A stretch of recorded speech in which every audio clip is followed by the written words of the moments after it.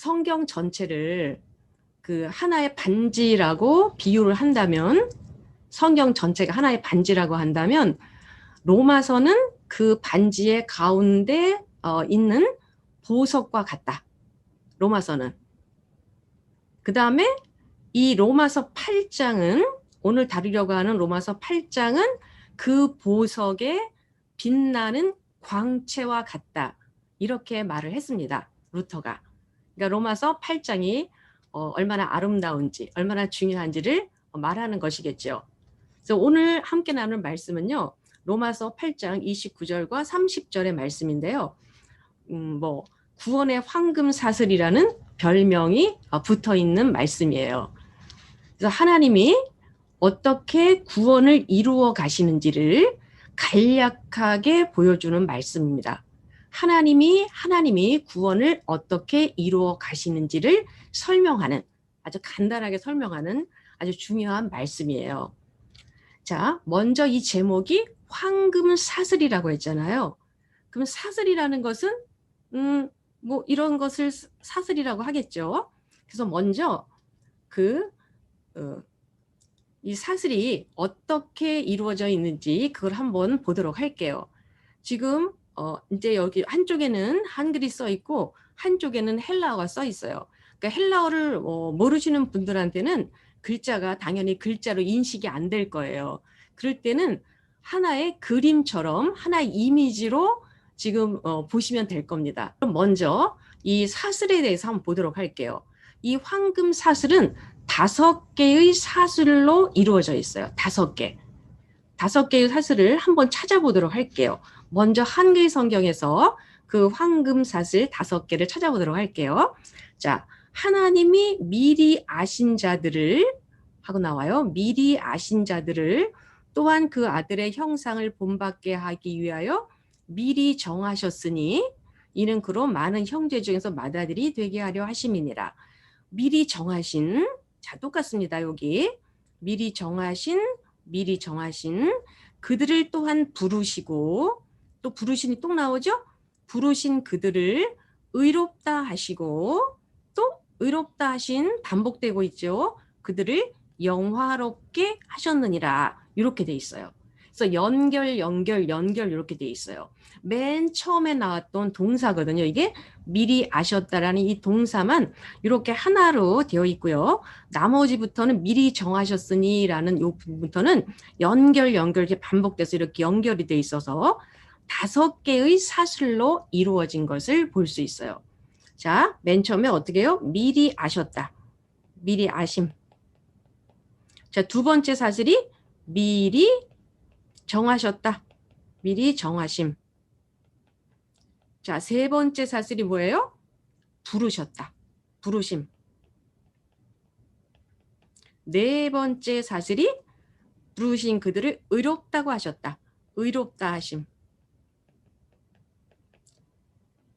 그다음에 맨 마지막 사슬이 영화롭게 하셨다. 이렇게 돼 있어요. 영화롭게 하셨다. 자, 이렇게 사슬을 이렇게 5개로 이렇게 이제 그려볼 수가 있는데요. 자, 이 5개의 사슬을 지금 우리가 이 헬라어 원문으로 한번 보도록 할게요. 그러면 맨 처음에 여기 미리 아셨다는 단어가 바로 이거예요. 제가 이제 하나씩 설명해 드릴 거니까 지금 헬라어 모르신 분들은 전혀 구분이 안 되겠죠? 자, 그다음에 두 번째가 이제 프로오리센 이렇게 해서 이제 그다음에 이제 5개의 사슬로 이렇게 이루어져 있습니다. 이렇게 5개의 동사로 되어 있는데요. 5개의 동사에 대해서 먼저 제가 설명을 드리고 나중에 이제 결론을 짓도록 그렇게 할 겁니다. 그런데 이게 그 첫 번째 사슬이 이렇게 프로에고노, 미리 알았다, 아셨다라는 동사인데요. 그 동사를 시작하기 전, 설명드리기 전에 자, 원문을 보시면 다른 거는데 맨 앞에 있는 단어가 있어요. 맨 앞에 있는 단어. 그거는 볼 수가 있죠. 읽을 수는 없어도 볼 수는 있어요. 맨 앞에 있는 단어는 바로 요거죠. 당연히. 자, 요게 보면 헬라로 읽으면 호티라고 읽어요. 호티. 자, 호티라는 단어가 여기 제일 앞에 나오는데 이 호티라는 단어의 뜻은 왜냐하면이라는 뜻이에요. 왜냐하면. 근데 우리 성경에는 지금 번역이 안 돼 있죠. 지금. 그래서 없어요. 왜냐하면이라는 단어가 여기 없습니다. 여기. 그래서 그냥 하나님이 미리 아신 자들은 이렇게 쭉 나가고 있어요. 그래서 호티라는 왜냐하면이라는 이 단어가 번역에서 생략돼 있다. 자, 그럼 왜냐하면이라고 하면 왜냐하면 뭔가 앞에서 말한 내용의 이유를 설명한다는 거겠죠. 그럼 앞에 있는 내용하고 이 29절의 내용이 지금 연결이 돼 있다라는 것을 먼저 생각해 볼 수가 있어요. 8장 앞에 28절하고 연결이 돼 있는 거죠. 그럼 8장 28절을 말하고 그 8장 28절의 이유를 지금 설명하는 거예요. 그럼 이제 8장 28절을 한번 보도록 할게요. 8장 28절을 보면 자, 여기 로마서 8장 28절이 있어요. 내용은 우리가 알거니와 하나님을 사랑하는 자 곧 그의 뜻대로 부르심을 입은 자들에게는 모든 것이 합력하여 선을 이루느니라 이렇게 되어 있어요. 그러면 그 다음에 29절에서 왜냐하면 하고 얘기해요. 왜냐하면 그 이유를 설명하고 있거든요. 그 무엇에 대한 이유가 되겠어요? 모든 것이 합력하여 선을 이루느니라. 왜냐하면 하고 이렇게 설명을 하고 있는 거예요. 자, 그러면 여기서 선을 이룬다 그랬어요. 이것은 다시 말하면 사실은 조금 아까도 말씀드렸지만 하나님이 그 인간의 구원을 어떻게 이루어 가시는지를 바로 앞에서는 28절에서는 모든 것이 합력하여 선을 이루는데 다시 말해서요. 여기서 내용을 보면 하나님이 어떻게 그 구원을 이루어 가시는지에 대해서 지금 말해주고 있는 것을 알 수가 있어요.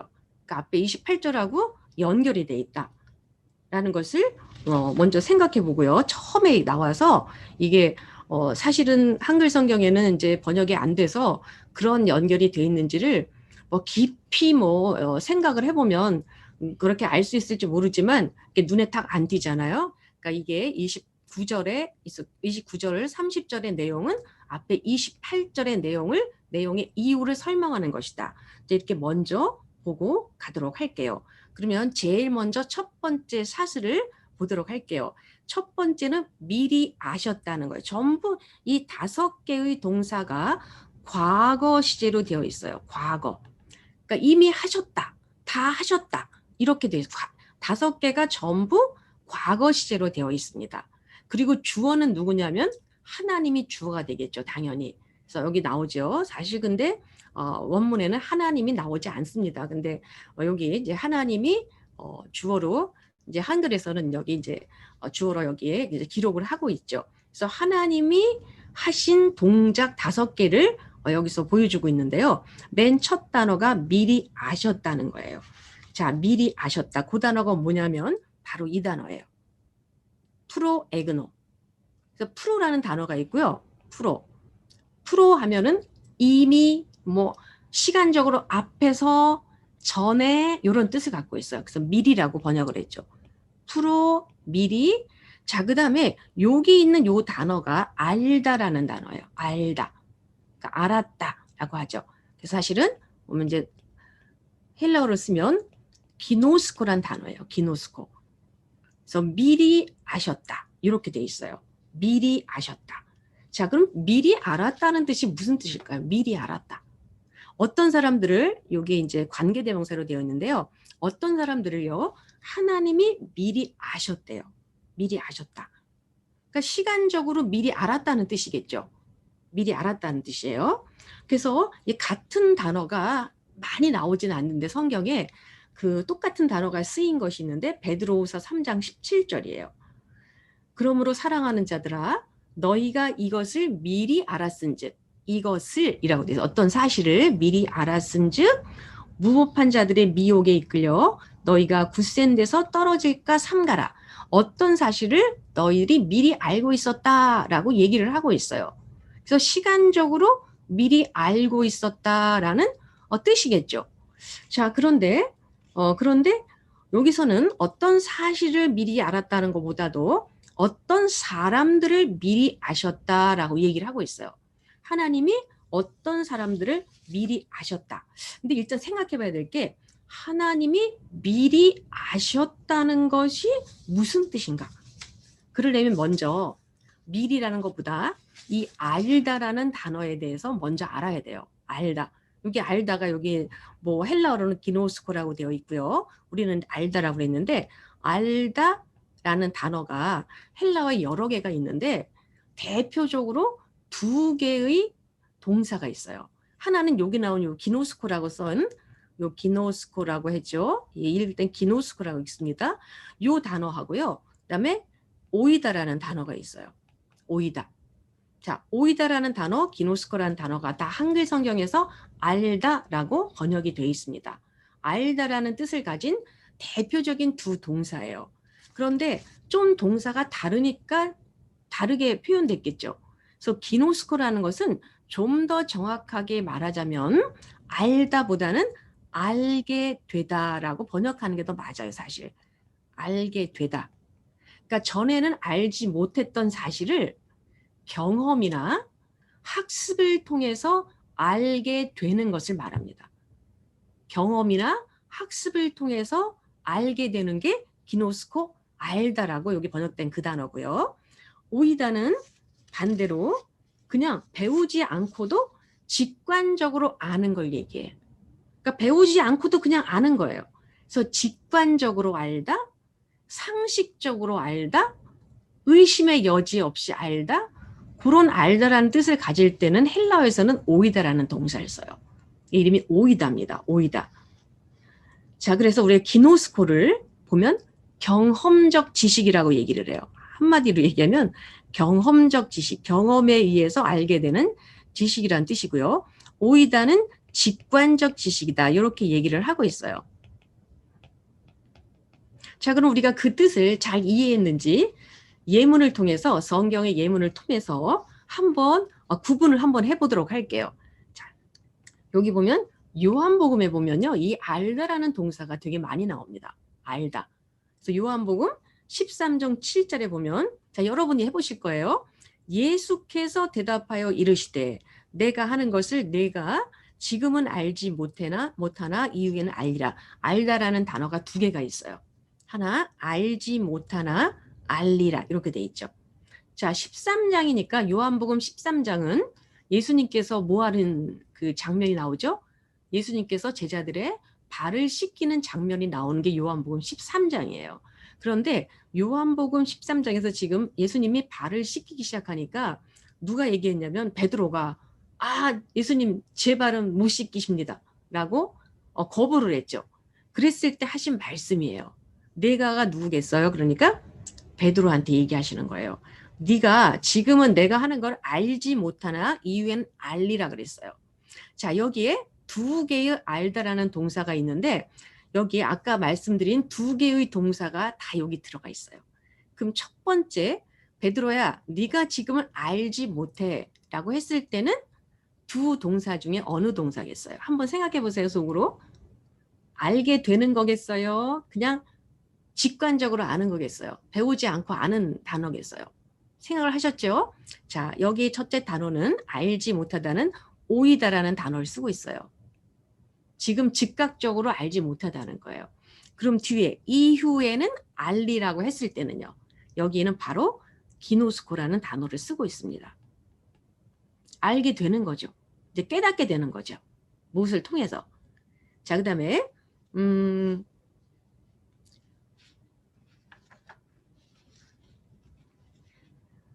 여기는 안 써 있는데 여기 하나 제가 빠뜨렸는데요. 지금 요한복음 13장 11절에 보면은 자기를 팔자가 누구인지 아심이라 이렇게 돼 있어요. 누구인지 아심이라. 자, 그러면 여기서 자기를 팔자가 누구인지 아심이라 누구를 얘기하는 거예요? 예수님을 얘기하는 거죠. 자기를 팔자가 누구인지 아심이라라고 했어요. 이 아심이라 여기도 알다라는 뜻이잖아요. 이 알다는 이 두 단어 중에서 어떤 단어를 썼겠습니까? 경험적으로 알았겠어요, 예수님이? 유다가 자기를 가룟 유다가 자기를 팔 거라는 걸? 아니겠죠. 이때는 오이다라는 단어를 쓰고 있어요. 그래서 생각해보면 당연하지 않겠어요? 우리 주님은 가룟 유다가 자기를 팔 거를 미리 알고 있었어요. 그냥 알고 있었어요. 배워서 무슨 어떤 상황으로 봐서 가룟 유다의 눈빛을 보고 이러니까 내가 나를 팔 것 같아 이렇게 아신 게 아니에요. 그냥 아셨어요. 그래서 여기는 오이다라는 단어를 쓰고 있어요. 그래서 헬라어에는 알다라는 동사가 이렇게 약간 의미가 약간 다른 것을 알 수가 있어요. 자, 여기까지 봤죠? 그래서 우리가 두 개의 동사가 다른 동사가 있구나라는 것을 생각을 해봤습니다. 자, 그런데 넘어가서 볼게요. 다시 여기를 보면 미리 하나님이 아셨다고 그랬어요. 그런데 하나님이 아신다 그럴 때 하나님이 이렇게 뭔가를 배워서 아는 게 있을 수가 있을까요? 하나님의 지식을 생각해 보면 하나님이 뭔가를 경험을 통해서 전에는 몰랐는데 경험을 통해서 알게 되고 또 배워서 알게 되는 그런 게 있을까요? 하나님은 어떤 분이시죠? 전지전능한 분이라고 그러셨어요. 전지, 모든 것을 알고 계신다는 뜻이거든요. 근데 뭐를 새롭게 배워서 아는 게 그렇게 있을 수 있을까요? 하나님께? 다 알고 계시겠죠. 그래서 대체로는 하나님이 뭔가를 알다 할 때 여기 있던 이 오이다라는 단어를 쓰고 있어요. 오이다. 그런데 여기는 오이다라는 단어를 안 쓰고 알게 되다. 기노스코라는 단어를 쓰고 있다는 거예요. 그럼 뭔가 기노스코에 그런 뜻 말고 다른 뜻이 있겠구나라고 생각을 해야 되겠죠. 하나님이 뭘 배워서 아시겠어요? 그런 거 하나님께는 있을 수가 없어요. 근데 여기서 알게 되다 요 단어를 썼거든요. 그러면 기노스코라는 단어에 다른 의미가 있나 보다 이런 생각을 하게 됩니다. 그래서 볼게요. 자, 그러면 요한복음 10장 14절과 15절에 바로 여기서와 똑같은 기노스코라는 단어를 쓰고 있어요. 읽어보면요. 나는 선한 목자라 나는 내 양을 알고 양도 나를 아는 것이 마치 뭐뭐와 같냐면 아버지 누구예요? 하나님 아버지께서 나를 알고 내가 아버지를 아는 것 같으니 나는 양을 위하여 목숨을 버리노라 이렇게 돼 있어요. 여기 알다라는 단어가 네 번이나 등장하는데 여기서의 알다라는 뜻도 다 오이다가 아니라 기노스코라는 단어를 쓰고 있어요. 자, 그러면 나는 선한 목자라 내가 내 양을 알고 내가 뭔가를 알게 되었다. 얘가 내 양이구나라는 것을 경험으로 알게 되었다라는 뜻? 그런 건 아닌 것 같아. 그런데 기노스코라는 단어를 쓰고 있어요. 기노스코라는 단어를. 자, 그래서 우리가 이제 기노스코라는 단어에 다른 뜻이 또 하나 있나 보다라는 것을 알게 됩니다. 그냥 어떤 지식을 아는 게 아니라는 거예요. 그래서 한글로 보면은 이럴 때 쓰이는 거예요. 어떤 사람을 잘 알다. 한글로 보면. 근데 나 어떤 사람 잘 알아. 그 사람 나랑 잘 아는데 이렇게 얘기할 때가 있어요. 우리가 한글도 어떤 사람을 잘 알아.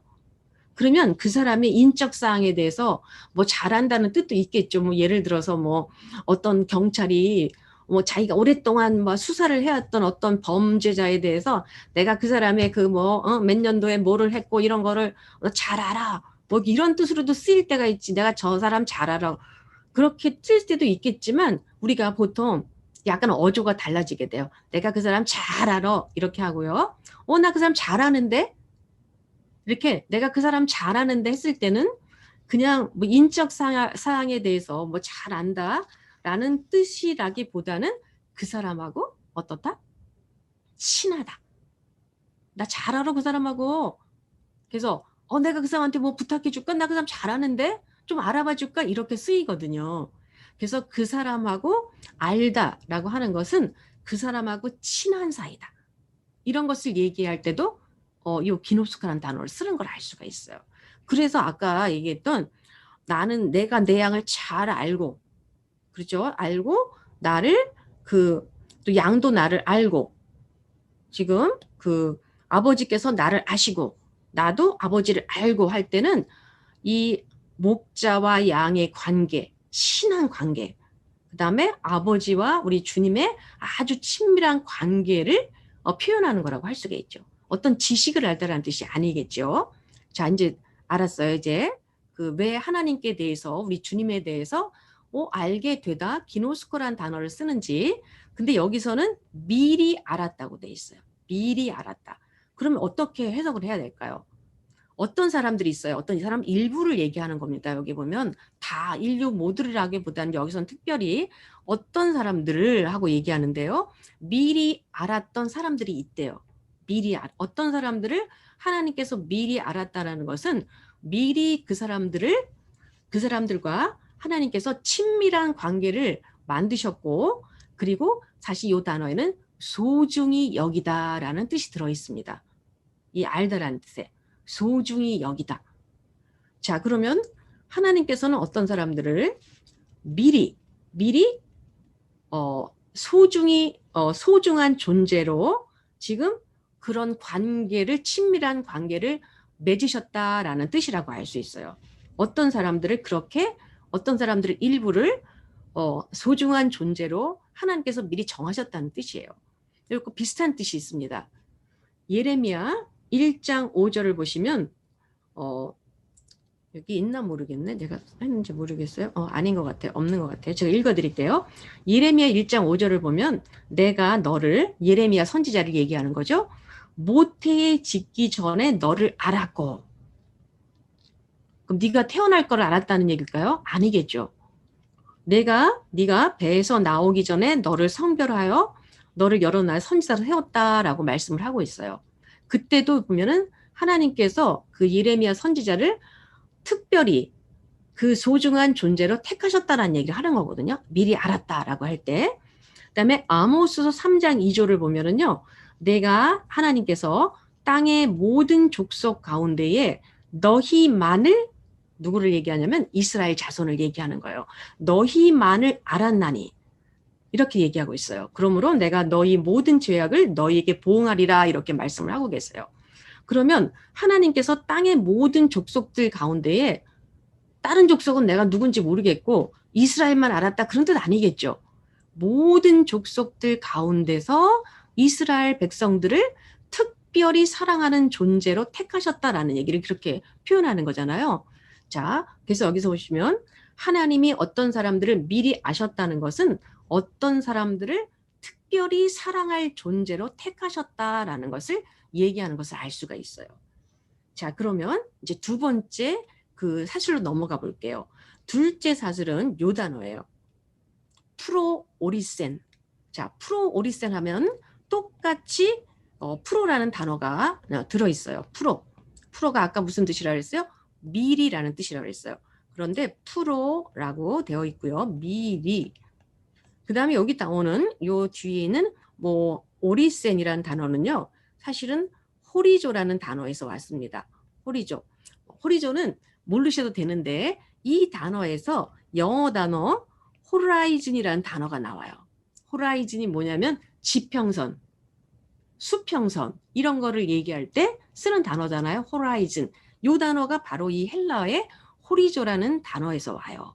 그러니까 경계를 짓다, 경계선을 긋다 라는 뜻을 가지고 있어요. 그러면 이 단어 보세요. 미리. 어떤 사람들이에요? 하나님께서 미리 선택하신 자들, 미리 아신 자들을 미리 지금 경계선을 그어놨다고 얘기해요. 그러니까 예를 들어서 이 사람이 바로 하나님이 미리 아신 자예요. 아신 자. 그러면 이 사람 주변을 이렇게 경계선을 그어놨다는 거예요. 다른 사람들하고 경계선 왜 그어요? 뭐를 구분하기 위해서 긋잖아요. 그래서 여기 있는 사람들은 하나님께서 미리 아신 자들이 아니야. 근데 미리 아신 자는 이렇게 경계선을 딱 그어놨대요. 그래서 여기 바깥에 있는 사람들은 여기 들어가지 못하고 또 이 미리 아신 자는 밖으로 나갈 일도 없죠. 하나님의 경계선을 딱 그어놨으니까요. 자, 요것을 얘기해 주는 게 미리 정하셨다라는 바로 그 단어예요. 미리 정하셨다. 자, 그런데 미리 정하셨는데 뭘로 정하셨다? 미리 아신 자들로 정하셨다는 뜻이 아니죠. 미리 아신 자들을 여기 한글 성경에 보면 그 아들의 형상을 본받게 하기 위하여 미리 정하셨다라고 돼 있어요. 약간 의역을 한 거고요.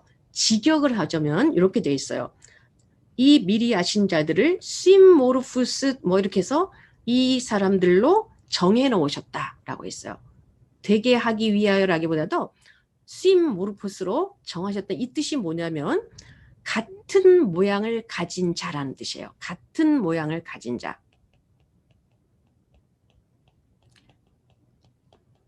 어떤 사람들을 하나님이 미리 정하신 그 사람들을 같은 모양을 가진 자로 이미 정해 놓으셨대. 딱. 근데 같은 모양 누구하고 같은 모양이냐면 여기 있죠. 그 아들과 아들의 형상과 아들의 형상은 하나님의 아들을 얘기하는 거죠. 하나님의 아들과 같은 모양을 가진 자로 이미 딱 정해 놓으셨다고 얘기를 하는 거예요. 그래서 이 사람은 여기서 바깥에 나갈 수가 없어요. 하나님의 아들의 형상을 갖춘 자예요. 이 사람 바로. 같은 모양을 가진 자로 미리 정해 놓으셨다.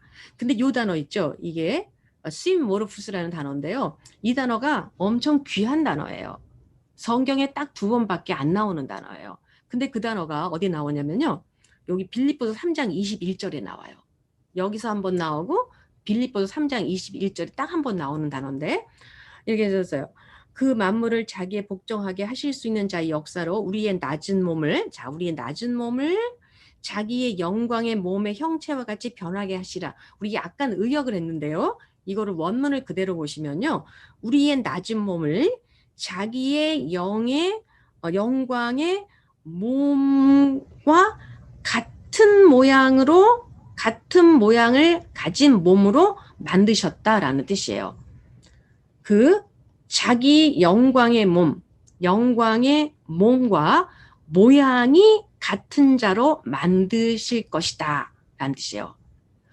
여기서는 그냥 하나님의 아들과 모양이 같다고 했잖아요. 근데 빌립보서 3장 21절에는 영광의 몸과 그 하나님의 영광의 몸과 같은 모양을 가진 몸으로 변하게 할 거라고 얘기하고 있어요.